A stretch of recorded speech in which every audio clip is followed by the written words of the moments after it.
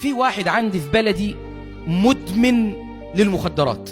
قال لي هو انا ينفع اسمع لك يا شيخ احمد؟ قلت له انت حافظ حاجه من القران؟ قال لي ايوه. قلت له انت بتعرف تقرا؟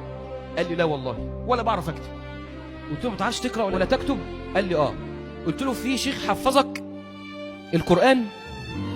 قال لي لا. استغربت جدا. قلت له طب انت هتسمع لي ايه؟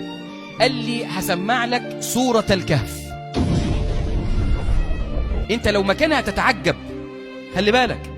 فقلت له ماشي سمع.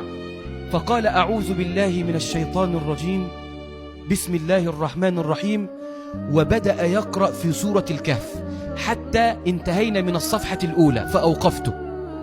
قلت له حسبك، ممكن أطلب طلب؟ قال لي اطلب. قلت له ينفع أسجلك بالموبايل؟ قال لي ماشي. فالمهم سجلته وقلت له سمع من تاني بقى.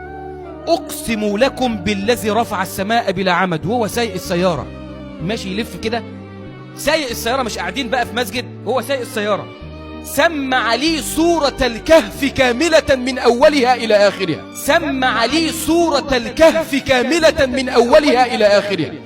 أنا لا أخفيكم سرا، أنا عينت التسجيل ده عندي على الكمبيوتر. كلما أردت أن أجدد الإيمان في قلبي بقعد أسمع الشاب ده. ففي النهاية خالص بقول له أنت حفظت السورة إزاي؟ افتح لي قلبك بقى واعرف هو حفظ السورة دي إزاي. والله يا جماعة زي ما بقول له كده. قال لي أنا حفظتها من الراديو. قلت له من الراديو؟ قال لي اه والله.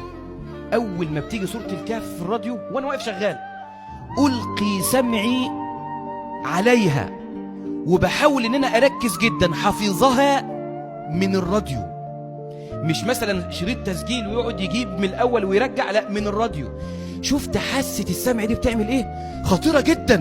لابد ان تسمع بهذه الحاسة كل ما يرضي رب العالمين. والله يا جماعة باستطاعتنا أن نحصل تمام الانتفاع بحاسة الاستماع.